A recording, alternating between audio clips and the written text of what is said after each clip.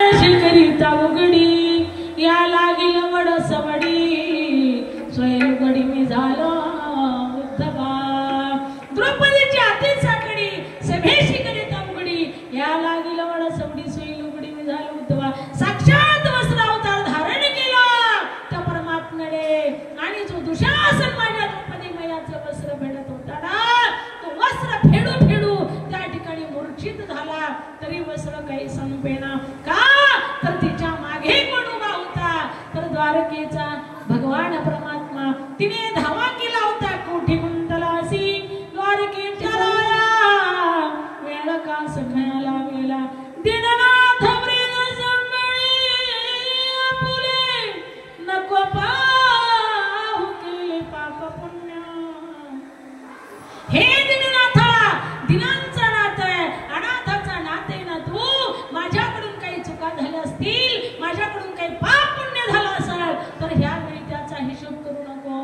ह्या वेळी त्याचा विचार करू नको तू धावत ये आणि माझी लाज राख म्हणून माझा परमात्मा हकेसर शिवडी घालून स्तंभ फोडी ऐसा कृपावंत कोण माझ्या विठाई वाचून माझ्या परमात्म्यापेक्षा एवढा कृपावंत जगामध्ये कोणाही नाही बाप म्हणून माझा भगवान परमात्मा धावत आला आणि द्रौपदीची लाज राखली वस्त्र अवतार धारण केला आणि त्या ठिकाणी माझ्या द्रौपदीचं रक्षण केलं म्हणजे द्रौपदीचा 12 लाखापेक्षा नामचिंतन पुढचं झालेलं होतं 12 कोटीपेक्षा पुढचं झालेलं होतं 12 कोटी जर झालं तर देव तुमच्या पुढे येऊन नाचन आणि 12 कोटीच्या पुढे जर झालं तर देव मागे पुढे उभा राहतो म्हणून या ठिकाणी संत वामनभाऊ महाराज साक्षात भगवंताचा अंश आहे जसे तुकोबर परमात्म्याचा अंश आहे तुकिता तुलनेशी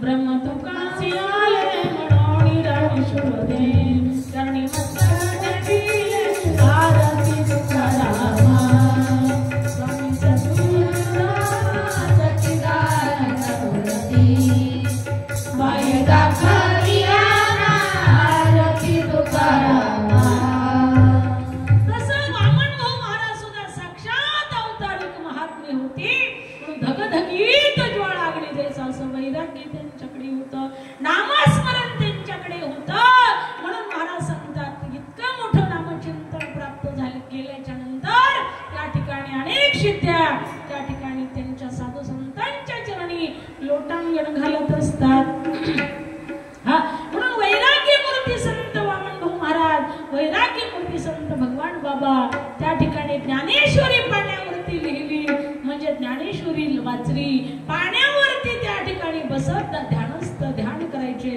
समाधिस्थ व्हायचे नामचिंतन करायचे अशा संतांना कोटी कोटी नमन तुका म्हणे याची करावी मुलाशी बळी संत पायी द्यावा जीव अशा संतांच्या चरणी आपला जीव जरी बळी दिला तरी उपकार भेटणार नाही तुम्हाला तरी काय कळालं असता परमात्मा काय पांडुरंग काय विठ्ठल काय वारी काय परमात्मा काय पांडुरंगाची वारी काय नसतं आपल्याला तुम्हाला आम्हाला कळालं पण साधू संतांनी अवतार घेतला जगाच्या कल्याण संतांच्या विभूती देह कष्ट भीती परोपकारे परोपकारासाठी संत अवताराला येत असतात काय सांगू आता संतांचे उपकार मज निरंतर जागविती काही द्यावी त्या शिवानी उतराई ठेवी तो हा पायी जीव थोडा म्हणून संतांचे उपकार फार उपकार असतात बाबा म्हणून संत वामनभाऊ महाराज संत भगवान बाबा यांच्या आशीर्वादाने चाललेला दिव्यमय अखंड हरिनाम सप्ताह आजचा तर कथेचं पुष्प आपण त्यांच्या चरणी समर्पित करणार आहोत म्हणून या ठिकाणी महाराज सांगतात त्यांच्या जीवनामध्ये ते सत्य बोलले त्यांच्या जीवनामध्ये मधुर बोलले त्यांच्या जीवनामध्ये कधी कधी कठोर सुद्धा व्हावं लागलं त्यांना म्हणून अशा पद्धतीने संतांचं जीवन जगासाठी जगले स्वतःचा विचार संत करत नाही त्यांना संत म्हणतात आणि म्हणून महाराज सांगतात ते कीर्ती रूपाने चंद्र सूर्य आहे तोपर्यंत शिल्लक राहतात जोपर्यंत त्यांची कीर्ती शिल्लक आहे तोपर्यंत चंद्र सूर्य राहतात असं म्हटलं तरी वावगं ठरणार नाही म्हणून या ठिकाणी सूतजी महाराज शौनकदिक ऋषी महाराज सूतजी महाराजांना म्हणतात की तुमच्याकडे कोटी सूर्याप्रमाणे ज्ञान आहे ना म्हणून त्याच्यातली एक किरण आमच्याकडे पाठवा बाबा म्हणून त्या ठिकाणी महाराज सांगतात या श्रीमद भागवत कथेमध्ये वर्णन आले अज्ञान धांत विद्वांसो को कोटी सूर्य समप्रभा निर्विघ्नं कुरु मे देव सुताक्या हि कथा सारं मम करुणा रसायनम। हा सुतजी महाराज सांगतात, शौनक ऋषी म्हणतात, तुमच्यासारखे गुरु आम्हाला भेटले, आता आम्हाला काळजी करायची गरज नाही हो, का तुम्ही सर्व सामर्थ्यवान आहात, आता चिंता सोडून द्यायची, कारण चिंता करायची गरज नाही। चिंतामणी लोक सुखम सुरद्रुह स्वर्ग संपदम प्रेक्षति गुरु प्रीतो वैकुंठम योगी दुर्लभम। आता आम्हाला तुमच्यासारखे गुरु भेटले, आता आम्हाला वैकुंठ सुद्धा दुर्लभ नाही बघा, आम्ही वैकुंठाला सुद्धा जाऊ शकतो, कारण एवढं सामर्थ्य आमच्या गुरुमध्ये आहे। कारण कल्पवृक्ष भेटला तर जे कल्पना केली ते देतो, चिंतामणी भेटल्या तर जे चिंतील ते देतो। हा पण आमचे गुरु कल्पवृक्षापेक्षा मोठे आहेत, चिंतामणीपेक्षा मोठे आहेत, म्हणून या ठिकाणी आता आम्हाला वैकुंठ सुद्धा दुर्लभ नाही। योग्यांना जे वैकुंठ दुर्लभ आहे ते आमच्या आता गुरुमुळे आम्हाला ते वैकुंठ दुर्लभ नाही, म्हणून चिंतामणी लोक सुखम सुरद्रुह स्वर्ग संपदा प्रेक्षति गुरु प्रीतो वैकुंठ योगी दुर्लभम। योग्यांना जे दुर्लभ आहे ते आम्हाला भेटणार नाही आहे, तसं या ठिकाणी जे दुर्लभ परमार्थ आपल्याला संत भगवान बाबा वामनभाऊ महाराजांच्या कृपेने भेटला, तसं सुतजी शौनक ऋषी म्हणतात की आम्हाला आता सुतजी महाराजांच्या कृपेनं वैकुंठ सुद्धा भेटणार आहे। म्हणून अशा पद्धतीने गोड कथा आहे सज्जनांनो, लक्षपूर्वक ऐका, प्यार से कहिए राधे श्याम। मग त्या ठिकाणी शौनक ऋषींनी प्रश्न केला, ओ सुतजी महाराज, ओ गुरुवर्य, ओ माऊली, ओ कृपेची सावली, आमच्यावरती कृपा करा। ह्या जगाला, ह्या काळाच्या तोंडामध्ये सगळं जग चाललेलं आहे, सगळं मरणाच्या तोंडामध्ये चाललंय, काळाच्या तोंडामध्ये चाललंय, याच्यातून कसं वाचतील, याच्यातला काही मार्ग सांगा। काल व्याल मुखग्रास त्रास निर्नाश हेतवे श्रीमद भागवतं शास्त्रं कलौकीरेण भाषितम्। याच्यातून हा समाज मुक्त झाला पाहिजे, याच्यातून एक लोक मुक्त झाले पाहिजे, यांना मुक्ती भेटली पाहिजे आणि यांना मोक्षाचा मार्ग भेटला पाहिजे। तेवढ्यामध्ये स्वर्गातले देव आले वर का, लक्षपूर्वक ऐका, कारण सुतजी महाराज शौनक ऋषींना सांगतात, 88,000 ऋषींना सांगतात, आणि तेवढ्यामध्ये सुतजी महाराज कोणची कथा सांगत होते, लक्ष आहे ना तुमचं? जो सुखदेव महाराजांचा आणि राजा परीक्षितांचा संवाद सांगत होते सुतजी महाराज शौनक ऋषींना, लक्ष आहे ना? लक्षपूर्वक ऐका कथा, लक्षपूर्वक ऐका पुरीनो, तुम्हाला कथा करायची आहे उद्या। प्यार से कहिए राधे श्याम। हा सुतजी महाराज सांगतात शौनक ऋषींना, पण कोणचा संवाद सांगतात? कोणचा सांगतात? राजा परीक्षिताचा आणि शुकाचार्य महाराजांचा। तेवढ्यामध्ये स्वर्गातले देव आले, कारण म्हटले राजा परीक्षितीला शाप लागलेला आहे ना, मग तो दीर्घायुष्य करायचा आहे ना, चला म्हटले अमृताचा कलश घ्या आणि शुकदेव महाराजांना आपण देऊ, हा अमृत कलश देऊ आणि राजा परीक्षितीला पाजायला लावू, म्हणजे तो दीर्घायुष्य होईल आणि त्यांचं भागवत अमृतेच्या मोबदल्या घेऊ, म्हणजे उष्णपाषण आपल्या मराठी भाषेत ऐका, उष्णपाषण करू म्हटले। मग त्या ठिकाणी ते गेले, गेल्याच्या नंतर शुकदेवांना कळालं, अरे म्हटले महाराज तुमच्या राजा परीक्षितीला शाप लागलेला आहे ना, मग हे अमृत घ्या आणि तुमच्या राजा परीक्षितीला पाजा, तो दीर्घायुष्य होईल आणि त्याच्या मोबदल्या कथा अमृत द्या।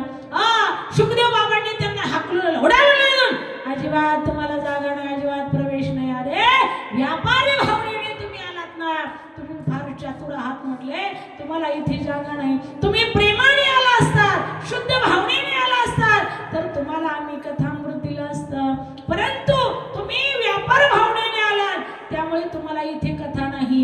कारण कथा म्हणजे आमची काय आहे तर या ठिकाणी कोट्यावधी रुपयाचा जसा हिरा असतो त्या पद्धतीने हा हिरा आहे, आणि ह्या हिऱ्याच्या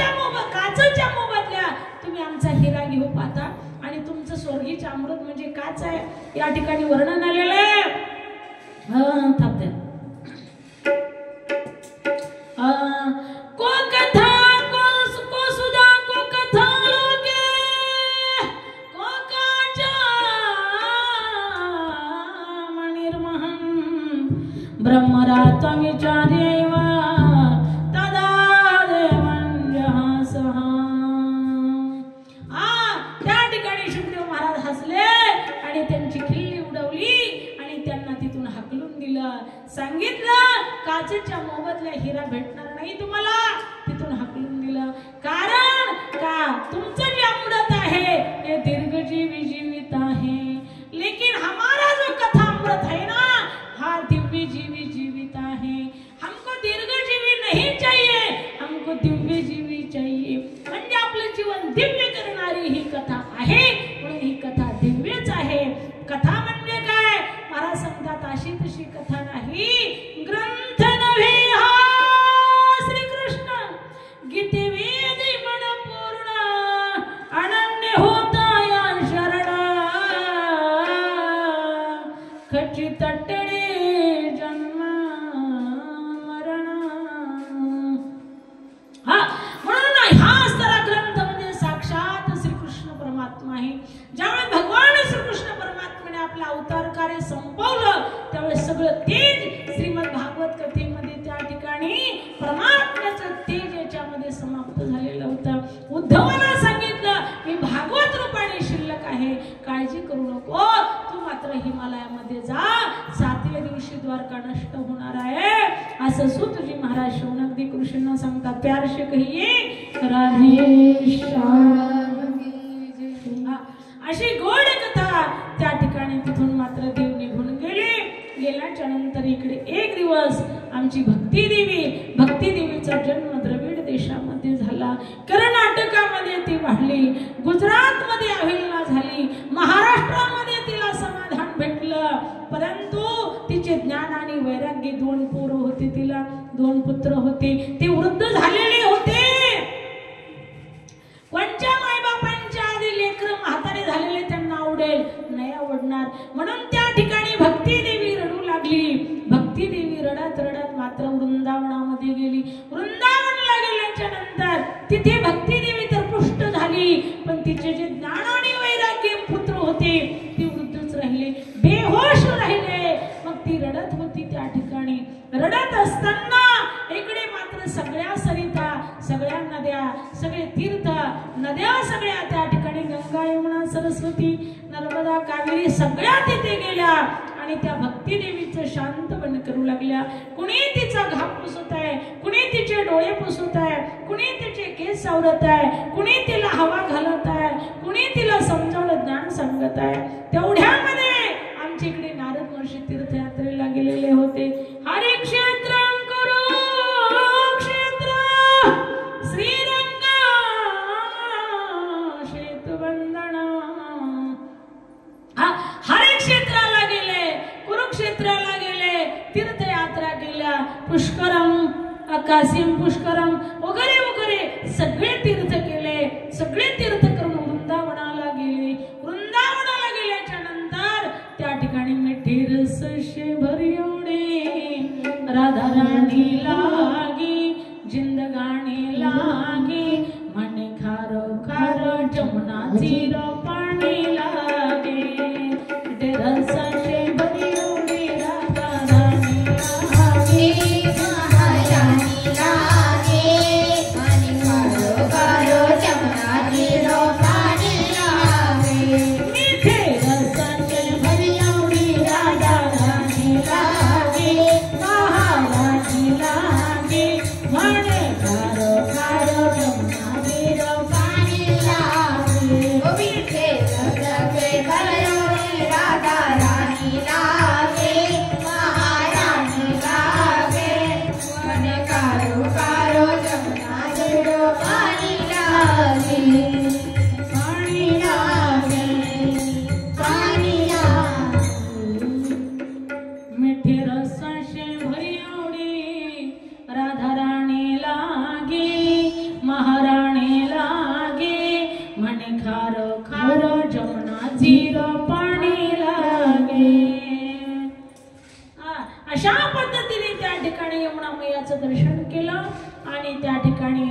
तोंडामध्ये त्या ठिकाणी आचमन घेतलं आणि यांचं लक्ष गेलं एवढ्या मोठ्या महिला सगळ्या महिला त्या ठिकाणी एका महिलेचं शांतवण करतायत ती महिला रडत आहे हा मनामध्ये शंका कुशंक आली नेमकं हे कोण आहे काय आहे नारद महर्षी 2 पावले पुढे गेले परत विचार केला सगळा स्त्रियांचाच बाजार आहे सगळा महिला मंडळ आहेत आपण एकट्या पुरुषांनी जाऊन यांचं काम बिघडू शकतं परत रिटर्न फिरले पण माझ्या भक्ती महाराणीचं लक्ष त्या ठिकाणी नारद महर्षींकडे गेलं हा नारद महर्षींच्या गळ्यामध्ये विणा हातामध्ये चिपळ्या नारायण नारायण श्रीमन नारायण नारायण नारायण नारायण श्रीमन नारायण श्रीमन नारायण नारायण नारायण श्रीमन नारायण नारायण नारायण श्रीमन नारायण नारायण नारायण भजन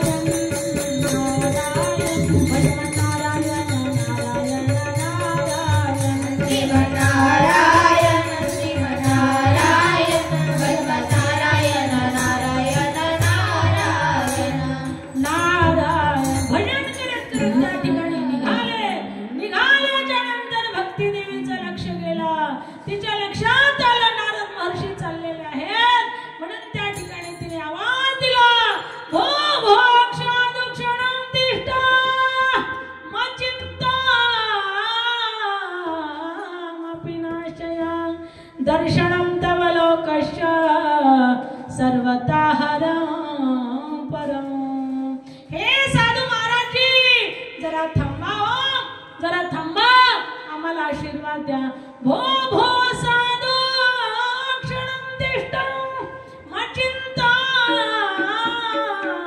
पिनाशय थांबा थांबा थांबा थांबा असा आवाज द्या भक्ती महाराणीने दिला नारद महर्षींनी रिटर्न वळून पाहिलं अरे मला आवाज देतात नारद महर्षी थांबले आणि त्या भक्ती देवीने आवाज दिल्यामुळे नारद महर्षी आले आणि त्या ठिकाणी नारद महर्षीला रडत असताना भक्ती देवीला रडत असताना नारद महर्षींनी बघितल्याच्या नंतर मारोदिष्य जननी आमा का रडताय तुम्ही काशीतून कहां से आई हो मां कुठून आलात तुम्ही सांगितलं त्रिविध देशामध्ये माझा जन्म झाला कर्नाटकामध्ये मी वाढले गुजरातमध्ये माझा विलना झाली महाराष्ट्रामध्ये मला समाधान भेटलं परंतु म्हणून मी वृंदावनामध्ये आले इथे आले मी तर पुष्ट झाले पण इथे सुद्धा ज्ञान आणि वैराग्यांना काही मानपान नाहीये मग म्हटले माझे ज्ञान आणि वैराग्य हे पुत्र दोन्हीही बेहोशच पडलेले आहेत यांच्यासाठी काहीतरी तुम्ही करा आणि काहीतरी करा म्हटल्यानंतर नारद महर्षी त्यांच्या कानापाशी गेल्याने मंत्र फुकले बघा त्या ठिकाणी गीतेचे पाठ म्हटले वेदाचे पाठ म्हटले यश स्मरण मात्रेण जन्म संसार बंधना विमुच्यते नमस्तस्मै विष्णवे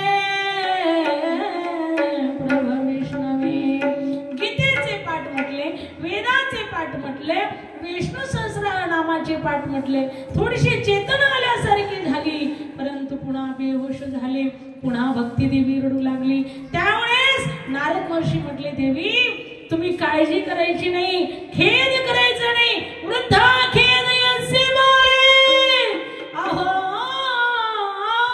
चिंता तुरं कथा श्री कृष्ण चरणं भज स्मर दुःख गमिष्यति तुम्ही काय करा कन्हैयाचं चिंतन करा स्मरण करा कलंकाची निवृत्ती होईल. मी घराघरामध्ये प्रत्येकाच्या हृदयामध्ये तुमच्यासाठी जागा केल्याशिवाय राहणार नाही, तुमचं अधिष्ठान निर्माण केल्याशिवाय राहणार नाही.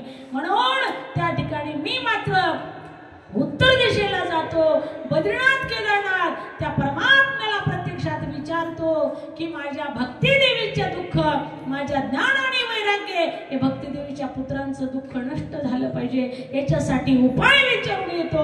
म्हणून नारद महर्षी तिकडे त्या दिशेला निघाले. तेव्हा आकाशवाणी झाली, किसी संत के पास जाइए. आणि त्या ठिकाणी तुम्ही मात्र या ठिकाणी अयोग्य अशा पद्धतीचं असतं त्या मुलांच्या कानामध्ये सत्कर्म करा आणि सत्कर्म करून योग्य असे त्यांना मात्र कानामध्ये मंत्र म्हणा. त्यावेळेस नारद महर्षीला वाईट वाटलं. अरे म्हटले, वेदाचे पाठ सत्कर्म नाही का? विष्णू सहस्रनामाचे पाठ सत्कर्म नाही का? गीतेचे पाठ सत्कर्म नाही का? हे आकाशवाणी नुसतं गोलमोल बोलून गेली, योग्य दिशा दाखवेना. म्हणून आता बद्रीनाथांकडे जातो, त्यांनाच प्रश्न करतो. तेवढ्यामध्ये त्यांचे बंधू भेटले, सनक सनंदन सनकादिक सनत कुमार. हे भेटल्याच्या नंतर नारद महर्षींनी त्यांना प्रणाम केला. तद्विधी प्रणिपातेन परिप्रश्नेन सेवया उपदेक्षन्ति ते ज्ञानिनस्तत्त्वदर्शनः.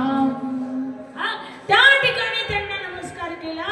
मग त्या सनक सनंदन सनकादिक सनत कुमारांनी प्रश्न केला, नारद महर्षी गतवित्तु यथा जनाः. अरे काय तुझं धन हरवले का चोरी झाली का, पाकिट मारले का, काय एखादं तुझं काय असं खरोखर घर बीर काय असं दरोडा पडला का, काय तुझं धन चोरलं का? गतवित्तु यथा जनाः. तू चिंतित काय आहे असा प्रश्न केला. त्यावेळेस नारदजींनी सगळी कथा सांगितली, पूर्व वृत्तांत सांगितला. इकडे भक्तिदेवीला सांगितलं होतं तू नामचिंतन कर. भक्तिदेवी भगवंताचं नामचिंतन करू लागली. व्रज की नंद लाला राधा जी सावरिया, सब दुख दूर होए जब तेरा नाम लिया. व्रज के नंद लाला राधा जी सावरिया, सब दुख दूर हुए जब तेरा नाम लिया.